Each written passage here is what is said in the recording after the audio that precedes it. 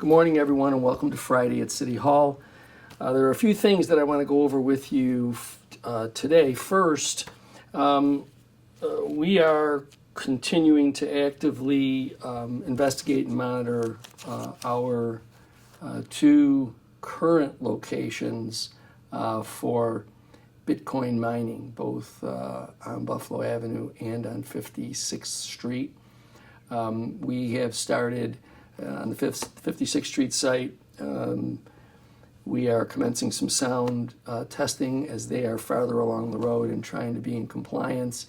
Our friends over on Buffalo Avenue, we are in the process, what the last reported to me, of scheduling an inspection with that facility. So, for those who live in those areas and are wondering, what has been happening throughout this period, obviously we've been continuing to discuss ways in which they can remedy the problems that may be associated with their entity and see if we can come to something that will be in compliance with the statute so that the residents in the area can at least have some relief from what appears to be a number of violations at one or the other of those facilities. So more on that as I get more information, but I just wanted to update everybody on the fact that is, continuing. Last week rather, I brought up information about movies being available at the main library auditorium. The next one up is in a few weeks, Tuesday, April 15th, 2:30 on Tuesday will be a movie for the whole family. Mufasa will be playing at 2:30, and I'll update you more on this as we get closer and closer to these dates. And then at 6:30, the movie Ghostbusters will be playing in the main library auditorium. So, it's fun for the family. These shows are at the library on these days, and I'll continue to remind you of them. So if you do have the time and you'd like to go, April 15th is the next date. Well, we all know that, one other thing.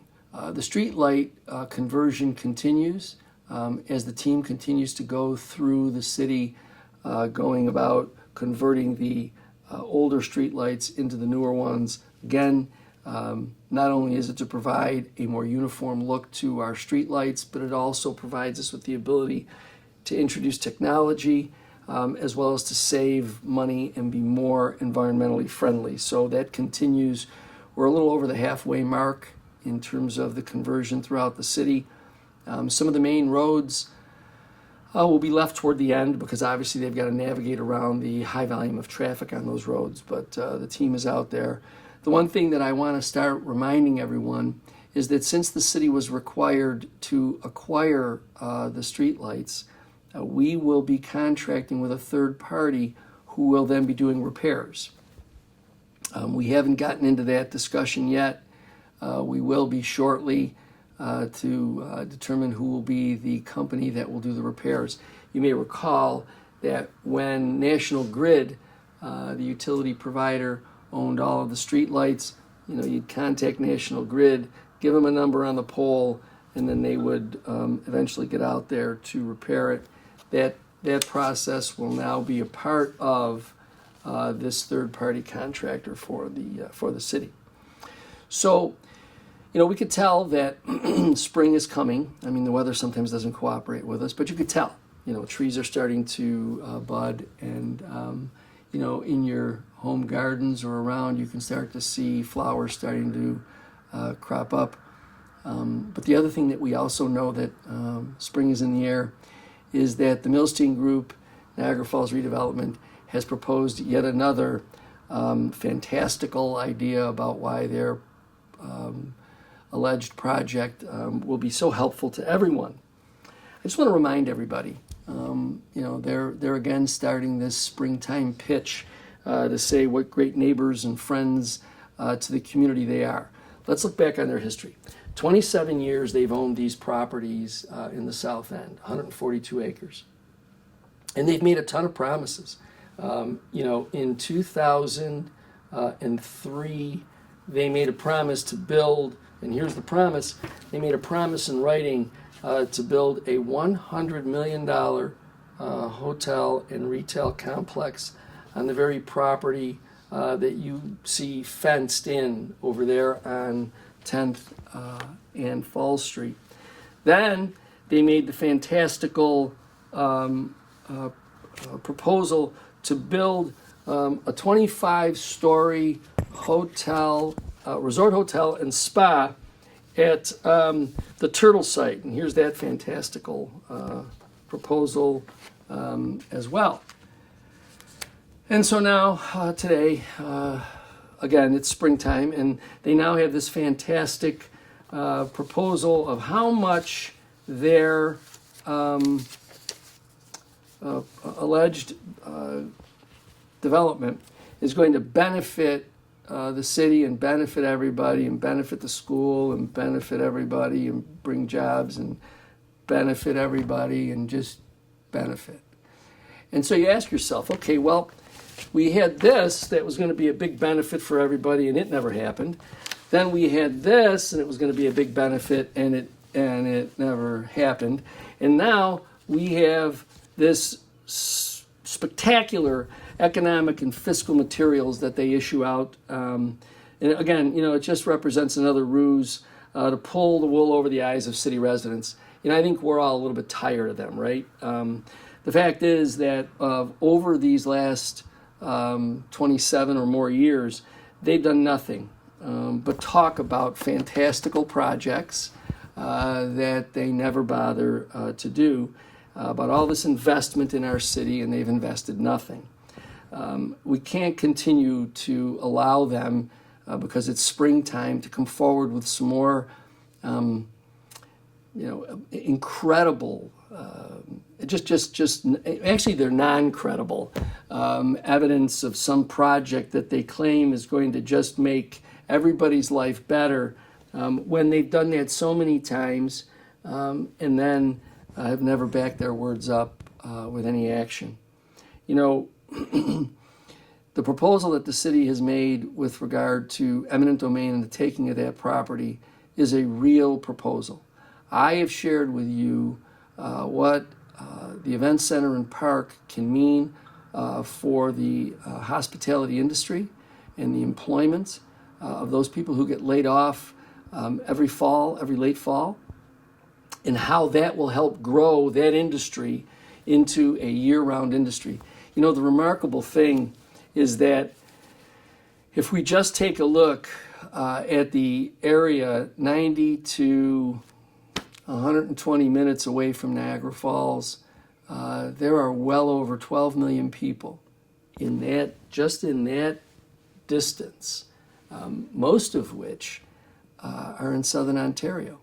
And so if we give those residents a reason, even a quarter of them, a reason to come to Niagara Falls because there's a venue that provides for activity, excitement, entertainment, we're way farther ahead of the game than we would be otherwise. That's the reason why, I'm traveling to Albany to make sure that state leaders understand the impact, understand the return on their investment, because Niagara Falls does that. Whatever you can invest in this community, you get back tremendously. As I've said, for a small county of Niagara, we've crossed over the $1 billion threshold in tourist spending, and that's predominantly from the city of Niagara Falls. Our other venues and cities and towns in the county, they contribute. But the lion's share of that $1 billion in tourist spending happens right here. So I don't think it's a reach to say that, again, investment in the city of Niagara Falls can bring exponential return on investment. So that's why I'm continuing the fight for this. The other thing that's amazing about this, again, this super amazing, fantastic proposal that's come out again this spring, is that back in 2000, and let me just make sure I get the right date for you all. Back in 2004, back in 2004, the city of Niagara Falls signed a deed. That administration alleged to have transferred the property, the land, a portion of the land, over to the Milstein Group. This area, the area that is on this picture in black, is that area. In order to transfer a park, and the 10th Street Playground and Park was a park, notwithstanding whatever any of the attorneys or public relations firms or the people who talk on behalf of the Milstein Group want to say, it was a park. I can't tell you how many people have come up to me and talked about the fact that they played Little League there. And they remember tournaments and things there for baseball. Others talking about picnicking there and the other outdoor events at that site. And so in order to make that transfer, the city would have had to have gotten permission from the state, which they never did. So this super spectacular, fantastic proposal that came out again from Niagara Falls Redevelopment and the Milstein Group requires that they build their fantastic, benefit everybody in the community and just a lot of benefit on property that involves this parcel, okay? A parcel that the city owns. So they don't even own the land that they want to build this spectacular development on. And the courts of the state of New York have given the city of Niagara Falls authority to acquire the balance, the part that you see in blue. So we've got this spectacular smokescreen by people, again, who aren't from here. They could care less about you and about me. Those of us who, many born and raised here, many of us have lived here our whole lives, we are very focused, and that's why this administration continues to fight, because we know that the time has come for us, for our community, to take responsibility for our own potential. And to do that, what we have to do is we have to do these hard things, right? We have to tell entities that aren't from here, individuals who aren't from here, who think that they know better for us, that they know what we need better than we know what we need. And they present these incredibly underdeveloped proposals. They don't tell you how they intend to occupy this. They don't tell you anything. They just start throwing around numbers in the hopes that they can get you glassy-eyed, and you'll just say, yeah, okay, they always know better because they just know better. How many more times do we have to have that happen to us? How many times do we have to have it happen to us throughout the whole urban development debacle of decades ago? How many times do we have to have it happen on the north end of Main Street? How many times do we have to have it happen in the downtown development district? At some point, I'm sure you, like me, get tired. And we just say to ourselves, you know what? We know what we need. And what we need is we need to bring entertainment and activity downtown again.